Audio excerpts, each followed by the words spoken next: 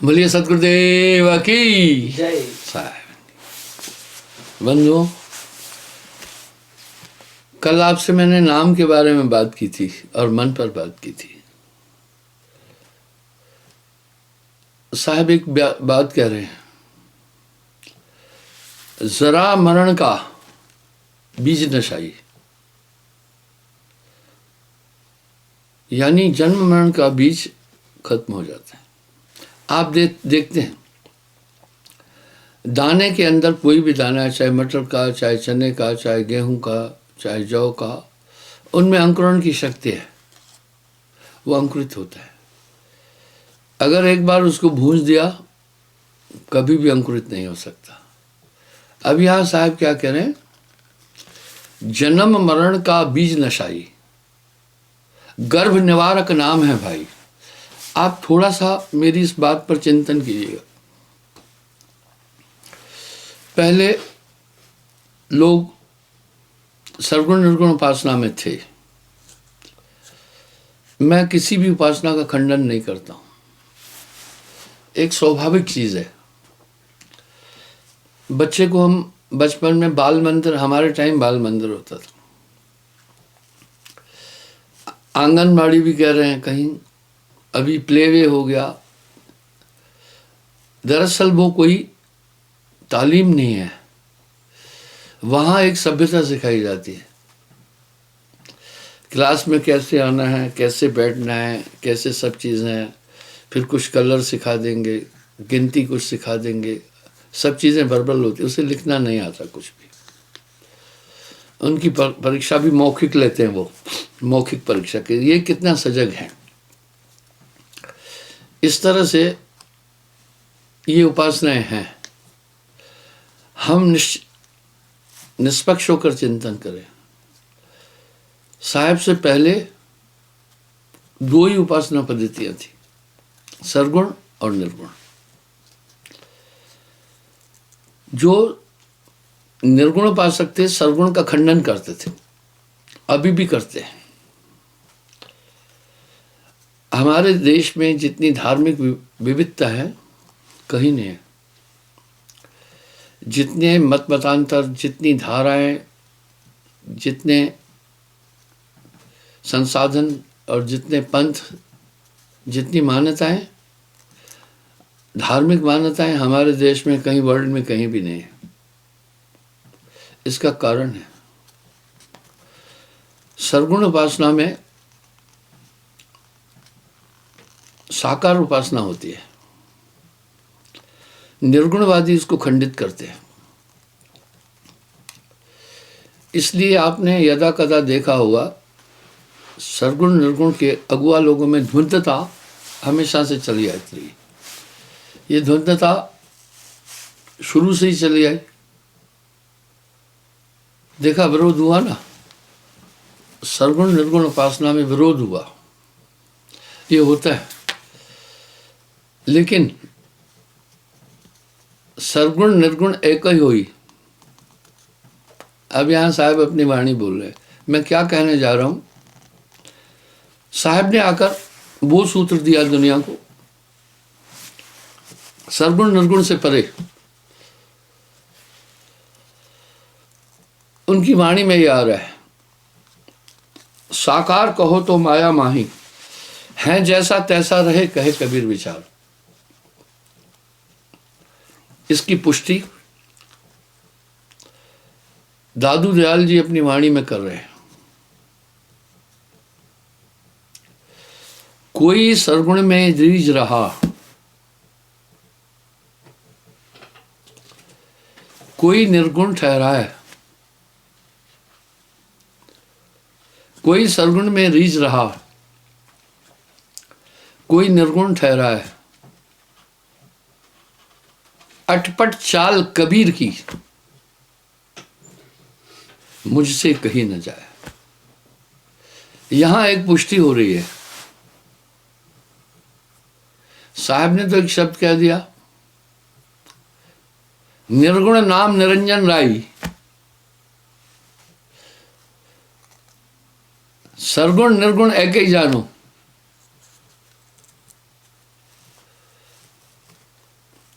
परम पुरुष का भेद अमानो। सरगुण निर्गुण मन को खेला। वाह,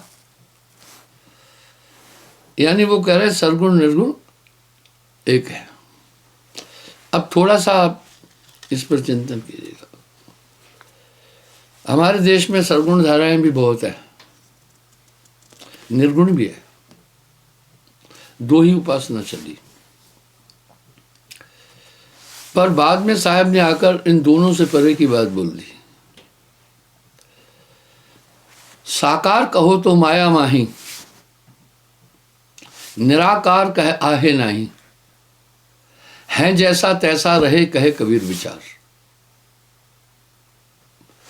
अगर आप, अब क्या हो गया, मिक्सिंग हो गया। ऐसा क्यों हुआ? जब साहब ने 15वीं शताब्दी से 16वीं शताब्दी के प्रारंभ तक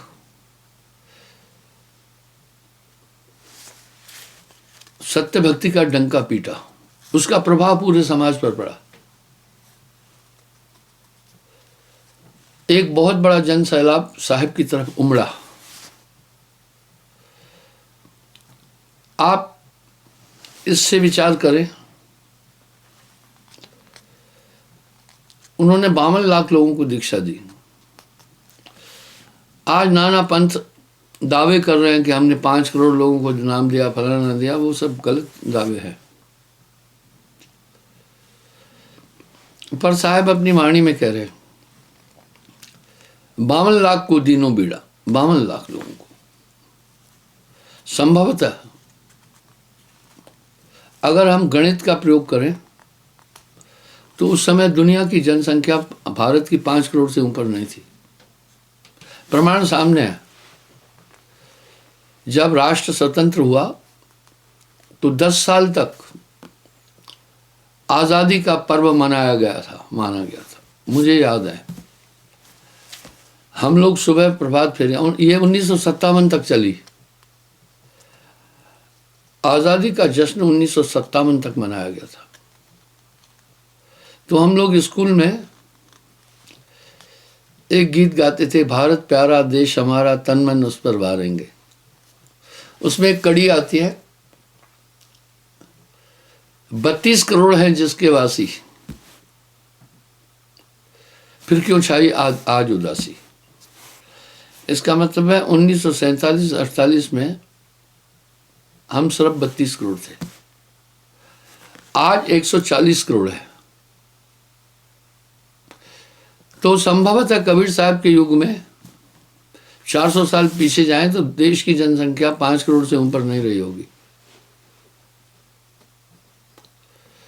इसमें कबीर साहब ने लगभग 1/5 आदमी, ये बहुत बड़ी जनसंख्या है, को दीक्षा दी थी। ये उनकी वाणी में भी आ रहा है। तो एक बहुत बड़ी मूवमेंट चलाई। अब यहां क्या हुआ वो आप समझना। सरगुणवादियों ने भी जब देखा ये ट्रेंड बहुत हाई जा रहा है, कुछ साहब के आइडियोलॉजी उन्होंने अपने में मिलाई है, निर्गुणवादियों में भी मिलाई, खिचड़ी बन गई। वो आज आप भी देख सकते हैं। जो मैं बात बोल रहा हूं इसको प्रमाणित करता हूं। आप देखो, सरगुणवादी भी साहब के भजन ले रहे हैं, मंदिरों में साहब के दोहे, साहब के शब्द, साहब के भजन चल रहे हैं। निर्गुणवादी भी उनका थ्योरी ले रहे हैं। निर्गुण उपासक उनको महान योगेश्वर मानते हैं। और तथाकथित नाना वर्तमान के जो संत मत के फॉलोवर हैं, अगर उनको आप पूरा मथेंगे तो उन्होंने भी कबीर साहब की वाणी दी है। ऐसा कोई मार्ग और मत भारत में नहीं है। आप अध्ययन करना, चाहे वो योगी हो, चाहे सरगुणवादी हो, चाहे विविध पंथ हो, सब साहब की वाणी ले रहे हैं। ऐसा क्यों हुआ? ऐसा इसलिए हुआ कि जनमानस को साहब की शिक्षा ने उस समय प्रभावित किया।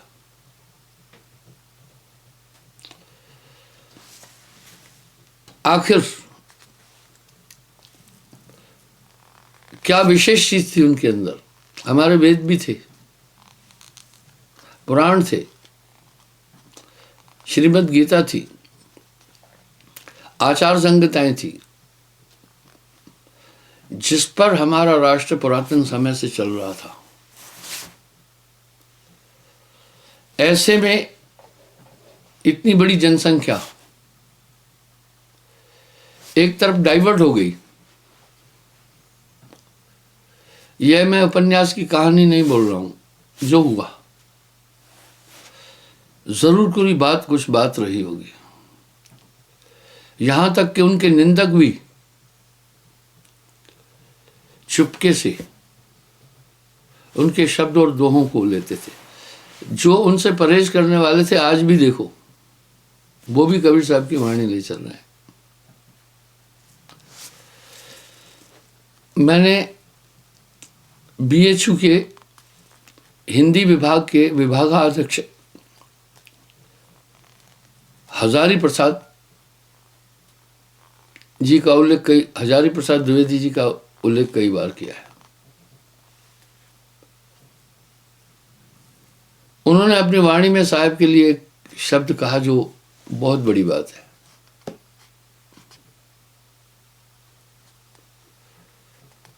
नूना दास कबीर ने बचा खुचा वो सूर, बीन बान तुलसी ले अब भी न सुकूल। बचा खुचा, नूना दास कबीर ने बचा खुचा सो सूर, बीन बान तुलसी लियो अब भी ने सुकूल।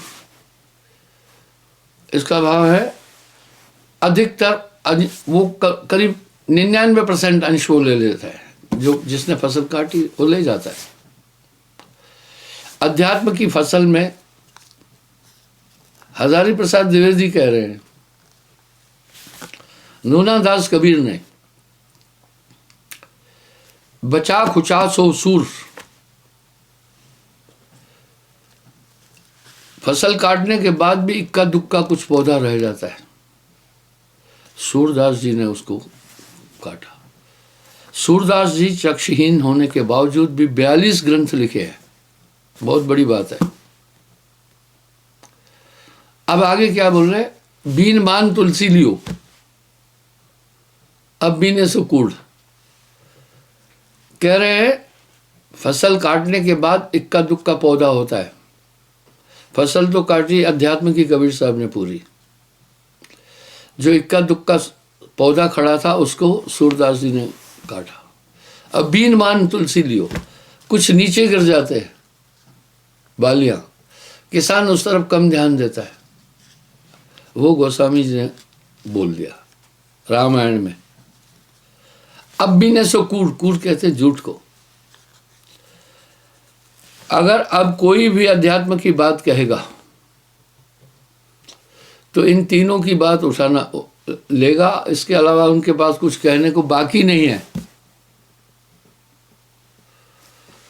यहां साहब एक शब्द कह रहे हैं, 14 अरब कबीर है भाखा। 14 अरब कबीर है भाखा।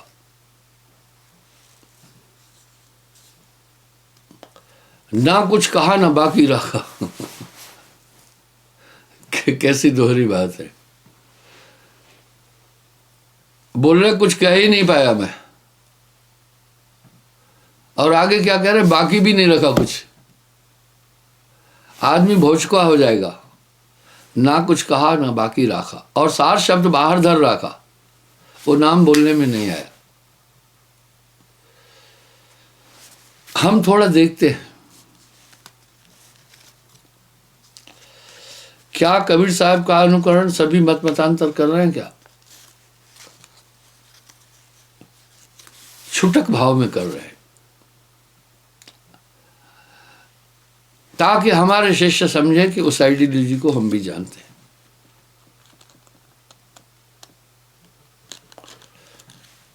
मैं YouTube पर भी जाता हूं, मैं किसी का अपमान नहीं करता। मैं जो प्रवचन में बातें रहस्यमयी बोलता हूं, कुछ कुछ मत मतांतर के अगुआ मेरी वो बात को लेते हैं, उस बात को लेकर के रूपांतरित करके बोलते हैं। आपको ध्यान होगा बहुत लंबे टाइम से पहले मैंने मध्य रात्रि को भजन के लिए बोला था, बहुत पहले, कि मध्य रात्रि को सुमरन का सबसे बेहतरीन समय होता है।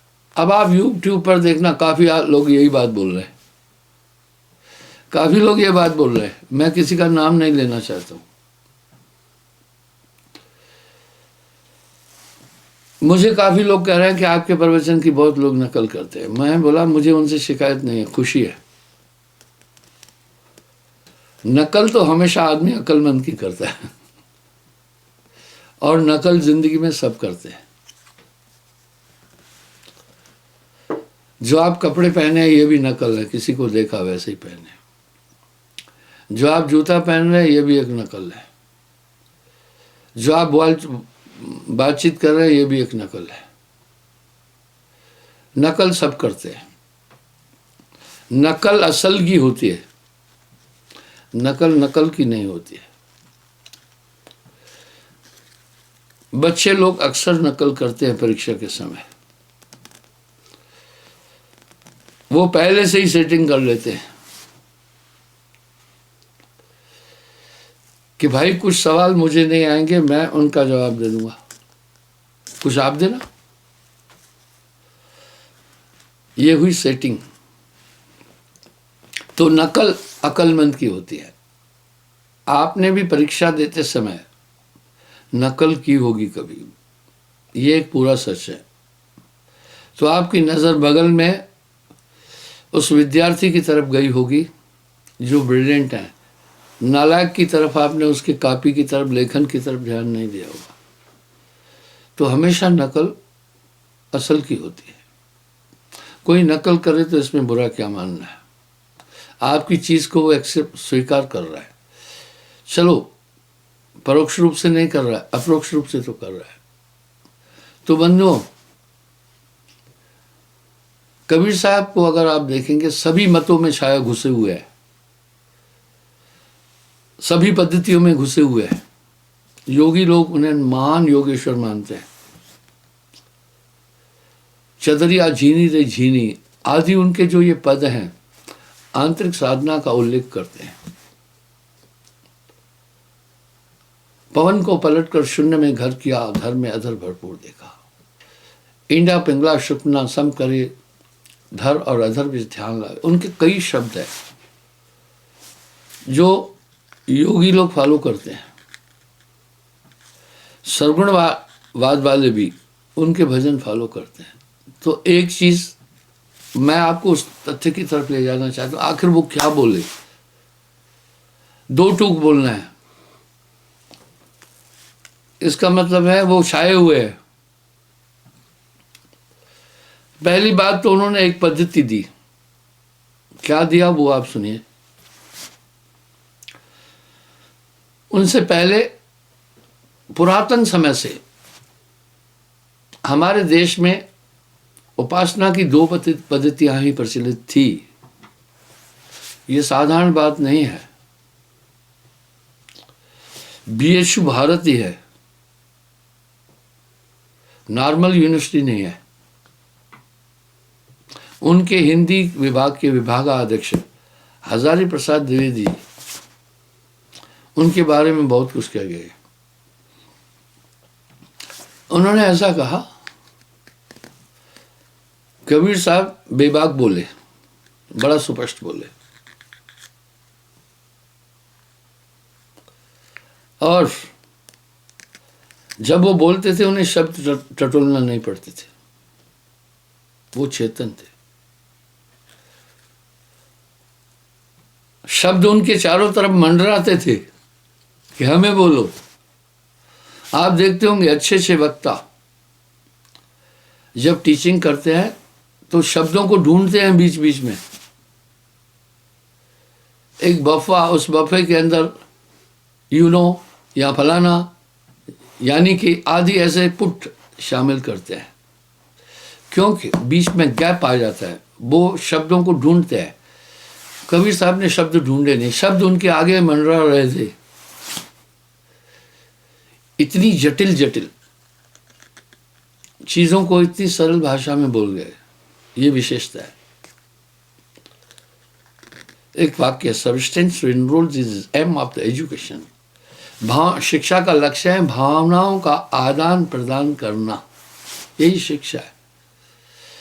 वो शिक्षक हैं जो अपनी भावनाओं की अभिव्यक्ति आसान तरीके से करता है, दूसरा समझ सके। यानी भावनाओं का, शिक्षा का लक्ष्य है भावनाओं का आदान प्रदान करना। हम अपनी भावना को दूसरे तक पहुंचाएं सरल भाषा में, ताकि वो समझ सके,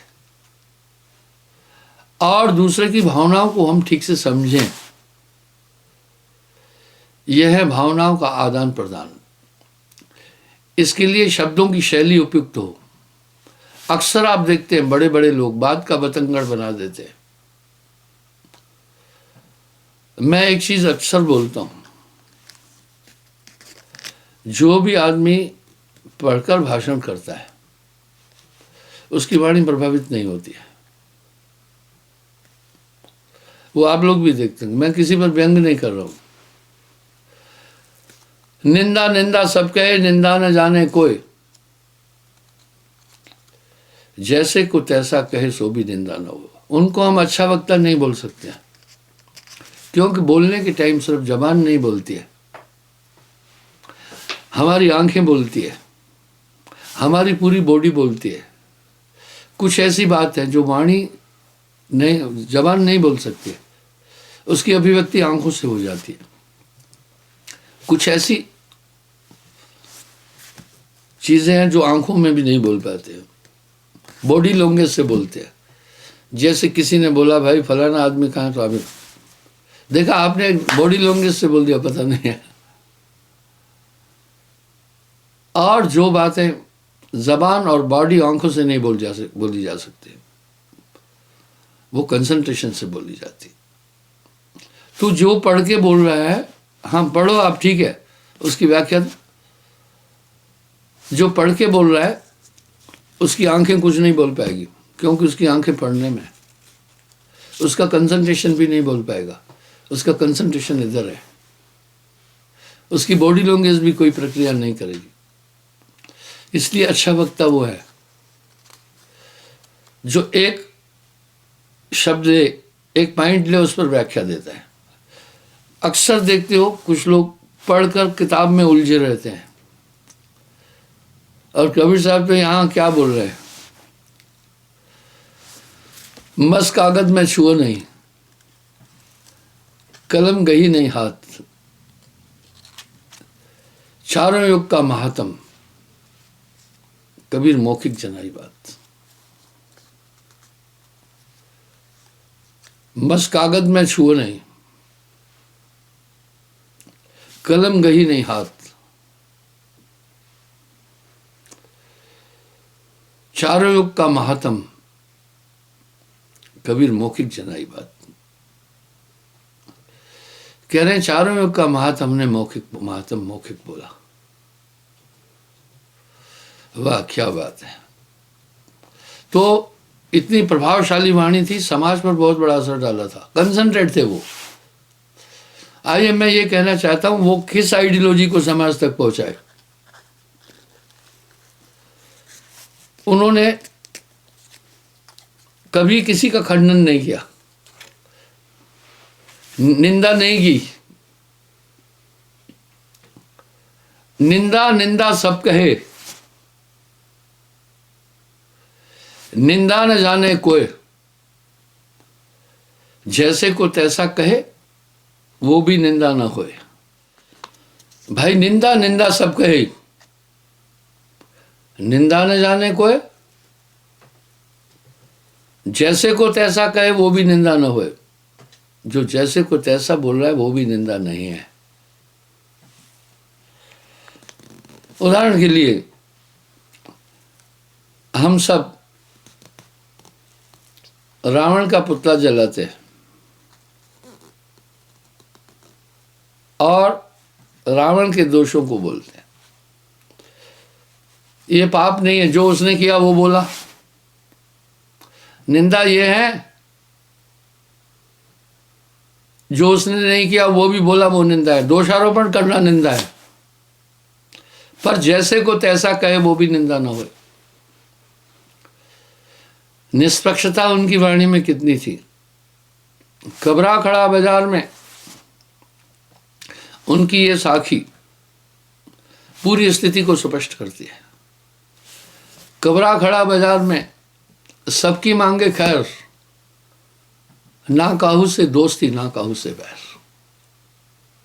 उन्होंने वास्तविकता कही, निंदक नहीं थे। अपना अपना मत है, जेते घट तेते व्रत, अचरज कथो न जाए। इसलिए उन्होंने जो बात कही वो सभी मत मतांतरों ने ग्रहण किया। निंदा कैसी है फिर? निंदा तो उनकी मजबूरी है, निंदा तो उनकी वृत्ति है, निंदा तो उनकी कमजोरी है। आइए आखिर वो क्या नया दे गए संसार को। उन्होंने पूरी भक्ति को एक ही शब्द के अंदर समेटा है। लोग कहते हैं गागर में सागर समाधि। ठीक है, गागर तो बड़ी है, पर मैं कहता हूं कबीर साहब ने बिंदु में समुद्र समाया। बिंदु में समुद्र समा गए वो। उनकी वाणी में एक शब्द है, बिंदु समाना सिंधु में, ये जाने सबको है। भाई समुद्र के अंदर बूंद समा जाती है, पर सिंधु समाना बिंदु में, ये जाने बिरला को है।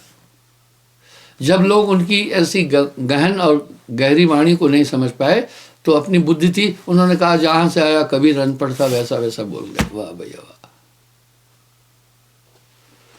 मैं साक्षी देता हूं, आज से 624 साल पहले वो आए दुनिया में। काशी के नरेश, काशी विश्व हिंदू धर्म की राजधानी है। काशी के नरेश वीर सिंह बघेल उनके शिष्य हुए, तो कितनी बड़ी मूवमेंट थी वो समझ चुके।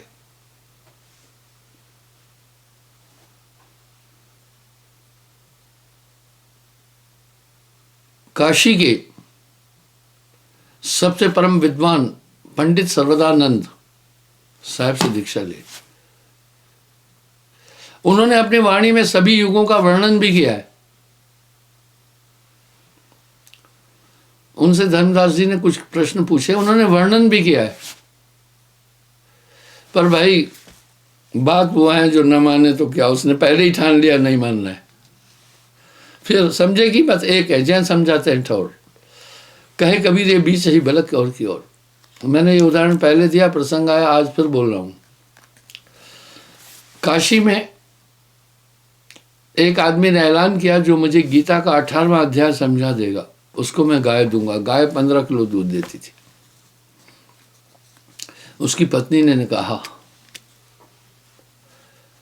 निर्बसिए कुछ करते नहीं हो, इसी गाय के दूध से बेच करके मैं बच्चों को पढ़ा लिखा रही हूं, तुम्हें भी पाल रही हूं, खुद भी अपना पेट भरती हूं, और तुमने ऐलान कर दिया जो काशी का गीता का 18वां अध्याय मुझे समझाएगा वो उसको गाय आप दे देंगे, फिर हम कहाँ जाएंगे। उसने कहा ए सौभागी, ए सुलक्षणी, चिंता मत कर, मुझे कोई नहीं समझा पाएगा। पत्नी ने कहा इतने बड़े बड़े विद्वान हैं,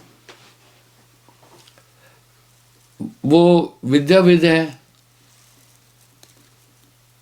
कोई ना कोई तो आएगा आपको समझा देगा, बोला नहीं समझा सकता। क्यों? कि मैं कहूँगा मैं समझा ही नहीं, मैं समझा ही नहीं। तो यहाँ साहब कह रहे समझे की मत एक है जय मन समझाते हैं ठोर, कहे कबीर एक बीच ही बलक और की और। तो मुख्य रूप से कुछ तो सुनना ही नहीं चाहते, उनके खोपड़ी में कुछ चीज़ भर दी है कि कबीर एक हरिजन था, जुलाहा था, पढ़ा लिखा नहीं था, ऐसा ऐसा बोला है। ये सब चीज़ें इलिटरेसी ज़्यादा होने के कारण दिमाग में सेट कर दिए। कबीर साहब की निंदा किसी का शौक नहीं था, मजबूरी थी। उनके बताए रास्ते पर चलने से उनकी कई कई क्षतियां हो रही थी। वाह, नानक देव जी कह रहे हैं, लोगों मैनू निंदो। वो यहां तक कह दिए, निंदक मेरा गुरु। कबीर साहब ने तो यहां तक कह दिया, निंदक नियरे राखिए, आंगन कुटी छवाए, बिन पानी साबुन बिना निर्मल हो सवा। वो 3 बात पर बहुत कंसंट्रेट हुए उनकी आइडियोलॉजी। पहला, बिना एक पूर्ण गुरु के तुम इस संसार सागर से कभी पार नहीं हो सकते हो। कितने तपसी तप कर डाले, काया डारी गारा, ग्रह छोड़ भय सन्यासी तेव न होत पारा। तुलसी बिना कर्म किसी, मुर्शिद रसीद के, राहे निजात दूर है उस पार देखना। बिन सदगुरु पावे नहीं कोटिन कर पाए। पहले अध्यात्म जगत का हीरो वो गुरु को बना के गए, उसे अध्यात्म शक्ति का पुंज बोला। पर साहब ने सतर्क भी किया, बहुत गुरु हैं अस जग माही, हरे दुर्भ कछ संकट नहीं, ताते प्रथम परीक्षा कीजिए, ता पीछे गुरु दीक्षा लीजिए। कहता हूं हेला गुरु का गुरु, चेले का चेला, दोनों के लक्षण कहे। दूसरा, नाम के बिना संसार सागर से कोई नहीं तर सकता। उसका प्रभाव क्या है? आज जितने भी मतांतर है नाम दान के लिए बोल रहे हैं, कथावाचक भी नाम दान दे रहे हैं। ये ट्रेंड कबीर साहब ने शुरू किया था। तीसरा ये था कि तुम गुरुमुख बन जाना, हो जाएगा काम। इसका स्पष्टीकरण साहब ने एक दोहे में कर दिया, नाम सत्य गुरु सत्य हो, आप सत्य जो होए, 3 सत्य जब एक हो, विश्व से अमृत होए कबीरा, विश्व से अमृत होए। क्षमा चाहता हूं, समय हो रहा है, कल पुनः मैं हाजिर हो जाऊंगा साहब।